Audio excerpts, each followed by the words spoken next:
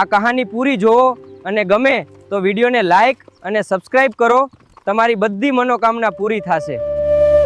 અજમલજી કાશીમાં આવ્યા અને મણિકર્ણિકા ઘાટ ઉપર આસન જમાવ્યું અને એક પગે ઊભા રહીને તપસ્યા કરવા લાગ્યા. જ્યારે અજમલજી કાશીએ જવા વિદાય થયા ત્યારથી રાણી મીનળદે અન્નનો ત્યાગ કર્યો અને શિવજીને દૂધથી અભિષેક કરી અને તે દૂધ પી અને ઉપવાસ કરવાનું ચાલુ કર્યું. અને આ બાજુ અજમલજી અન્ન જળનો ત્યાગ કરી અને મહાદેવની તપસ્યામાં લીન થઈ ગયા. આમ કરતાં કરતાં 7 દિવસ વીતી જાય છે.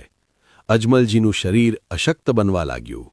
અજમલજીના જપ તકની અડગતાથી પાર્વતીનું હૃદય હચમસી ગયું અને મહાદેવને કહે છે, સ્વામી, એ અન્નજળનો ત્યાગ કરી દેહ દમનનું મહાદુઃખ સહન કરી રહ્યો છે, પણ તેના મનોરથ પૂરા કરવા આપ એને વરદાન કેમ નથી આપતા? આ સાંભળીને મહાદેવે કહ્યું, પાર્વતી, તે વરદાની પુરુષ છે. અજમલજીની તપસ્યા હવે પૂર્ણ થવા આવી છે. એમ કહી અને અજમલજીના પૂર્વજન્મની કહાની પાર્વતીને સંભળાવે છે.